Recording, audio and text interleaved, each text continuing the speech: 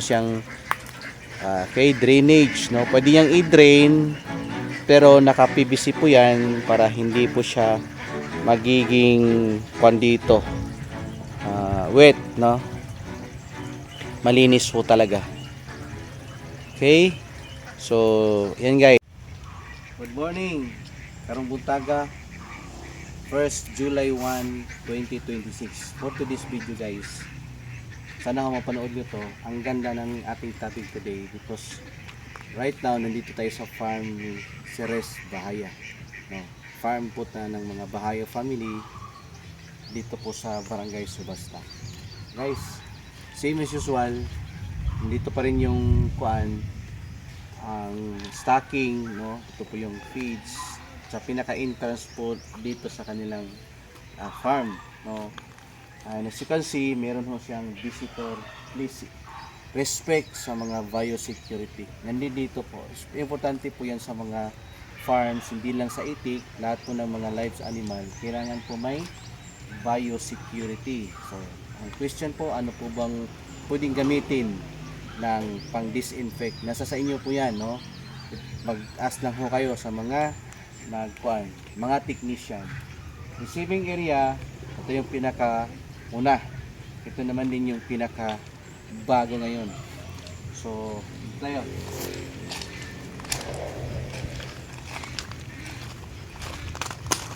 Crushed stone, no? Since elevated po yung place dito, yung area na to, ay ang ganda po ng pagka slope niya. Wala hong mga water na nakapundo o naka-stagnant dito kasi po naka-crushed stone. Tara. Dito po namin minimit yung mga client dito po sa area dito kasi gusto nila yung fresh air, open air. At ang good news dito guys, kahit ito ay farm ng itik, walang amoy except lang sa aking kilikili. Maamoy-amoy, hindi.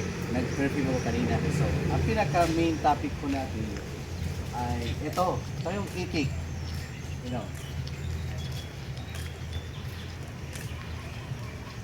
Ang nandito sa Davao, dito po sa farm ni Ceres, ay isang itik, of course, pero itik Pinas na breed, no? Yung pinaka-certify po namin na itik po dito sa Davao, dito po sa Mindanao. Ang ganda ho ng breed, aside na nakakuha na tayo ng magagandang similya, ducklings dito po sa amin, ay meron hong mga technicalities, no? Mga technical po na ituturo po namin along the way na mag-start na ho kayo. For example, yung kanina may meeting ho tayo dito po mismo sa inupuan namin kanina, yung ito po, pakikita nyo dito. Dito po kami nag-meet. From Jinsan ho yung aming client, aming bisita. Pero hindi na namin pwede ipakita sa video kasi yun nga, mga VIP. Ano po yung ibig sabihin ng VIP? Very indigenous people. Hindi, VIP yung mga billion. You know. So, sige, dito tayo. Ito ho yung setup ngayon.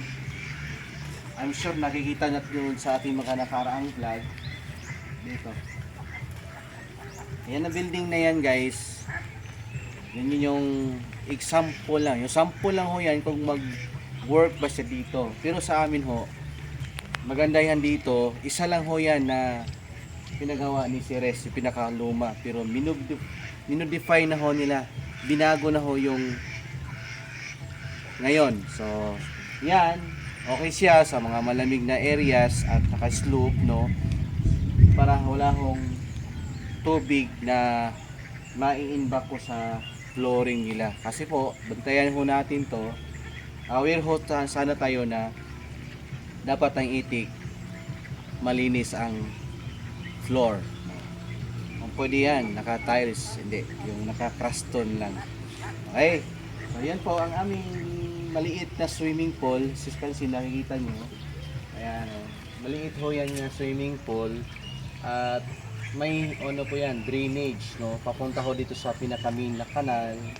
Of course, meron ho siyang Ito, importante po to guys ha. Meron mo siya tinatawag na aging. Ibig sabihin, meron ho kayong ganito. At syempre, may edad, anong klaseng itik to. Kailan ho siya sinalpak dito, pinasok. At ilan heads po siya ang meron. So, importante po yan. In short, management. No? Sa pag-iitik po, sa amin ho dito, meron ho kaming tinatawag na system. Ano ho yung system? Yung parang pillars, yung mga apat na paa ho sa pag-iitik. Una ho yung aming tawag namin na breed, yung quality ho ng itik, yung quality ng bloodline, yung genetic ho yung pinakauna ho namin. No? So marami pa yan. Pangalawa yung of course yung management, cash flow, sali na yan. At yung pang-apat,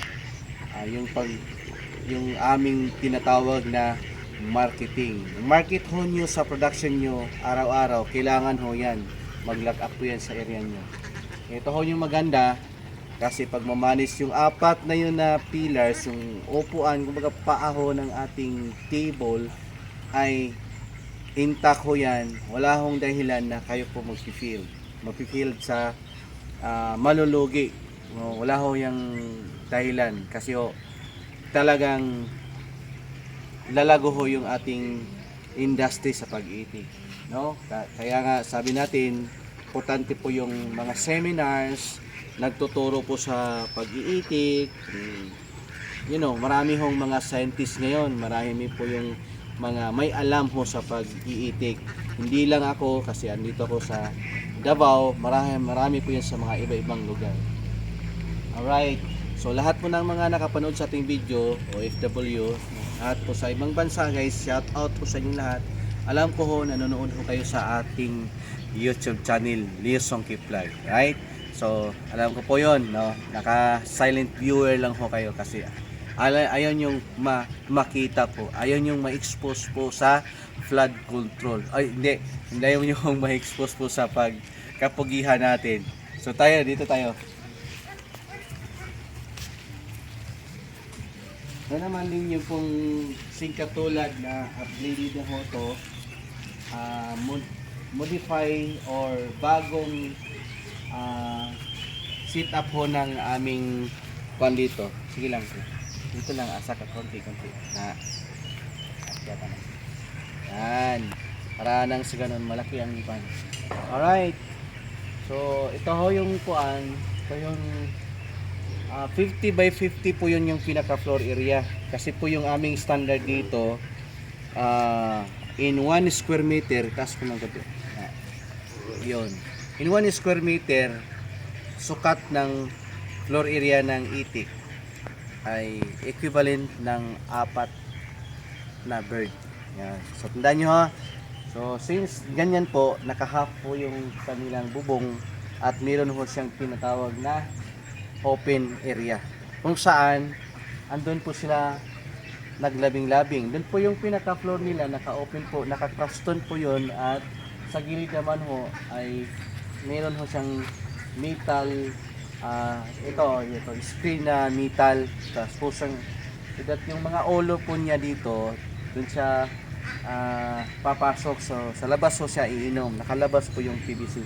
Sayang sana kung malapitan lang natin siya, pero dito lang tayo para at least man lang for our security sa mga itik na hindi po siya tatamaan po ng ito yun guys, panoorin nyo saka tayo mag-detail. Yan yun, slope to ba, naka-slope yung area. Ito yung unang building, ito yung pinakaluma na design, yung nagsisimula pa kami dito. Centralize yung kulungan, hindi yung water system niya. Okay, yan po. Yan po yung numbers of heads dito. Ang gamit ho namin dito guys, Yunako or Sari Manok. Dito tayo sa kabila. Ikot ko kayo sa farm. Yan. Malinis. Di mabaho. Na mo.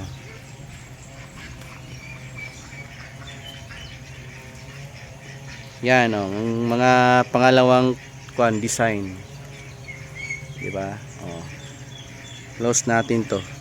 At naka-open kaya to? Ayan.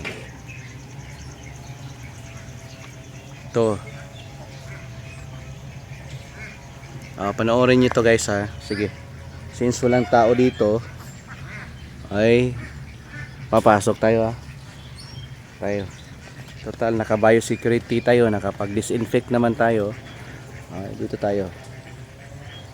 Tingnan nyo, hindi tayo lalapit. Okay, dito lang tayo po. Bali yung water namin dito is water district, no? Mas maganda ho kung meron ho kayong sarili na deep well, or hindi po advisable yung yung sapa, tawag ilog, or mga tawag dyan, irrigation water, galing po ng irrigation, kasi delikado po yan ng itik. Mas maganda talaga yung malinis, no, safety po. Yan yung dati, tingnan nyo, nakay ng dito, palaka. Sa gilid naman po, dito tayo, distansya lang po. Yan, dyan pala yung may pintuan, so pag, for example, ito sige, para makuha natin yan yung harap. Okay, ang harapan naman dyan, ayan ang PVC. Okay, and then yan may swimming pool at meron na siyang drainage, no? Pwede yang i-drain, pero naka PVC po yan para hindi po siya magiging dito wet, no? Malinis po talaga. Okay, so yan guys. At meron ho siyang bubong, meron siyang screen po yan, yung itim ha, kulay itim niya, screen po yan, yan screen po yan, no? Okay, so for example, ito yung harap po ng kulungan, at ito naman sa side, ito yung sa likod, meron ho siyang pinto. Okay, so kung mag-collect kayo ng eggs, meron ho siya dito. Hindi siya pwedeng salubungin dito kasi po mai-stress po yung itik. Tulad niyan, hanggang dito lang tayo, 6 meters away from itik. Yun yung distansya ho ng okay pa siya, hindi po pwedeng, hindi siya magtakbuhan, ibig sabihin after niyan mga 6 meters na yan sila, magpapanik na yan, kasi po matakotin ho yung itik guys, yun yung pinaka defense mechanism nila, tatakbo kahit saan, okay, yan po yung kaya tinatawag siya na in general runner duck. Okay, so dito naman again, ito na yung system, ito na yung sa likuran po banda, ito po yung sa harap. Yan, di ba? Yan, at ito optional, siguro lilalagyan pa to, may puno pa ng rambutan ata to Okay, yan na po, ganda to, ang ganda talaga pang pagka-design. So naman din yon yung pag ganito, itik Pinas ang ilalagay natin guys. Okay, ilalagay. Ito naman yung kaki. Ano yung kaki? Ito yung sa harap banda. Ayan, dito lang ho tayo para hindi ma-stress yung mga itik. Keep distance lang ho. By the way, ito yung pakainan gilid guys. So okay, may pintuan po yan, naka steel matting ho yan, steel matting po. Okay, ito yung pinaka entrance. Ito yan, dito tayo pumasok. Meron ding mga naglalakihan, ang dami ng mga dito, kalamansi. Sarap i-harvest, no? Nangihinog na po. Sarap yan, ito yung farm. Dito po yan sa Davao City. Yan. Sa next episode, see you sa next vlog. Please like and subscribe Leo Songki Vlog. Bye bye.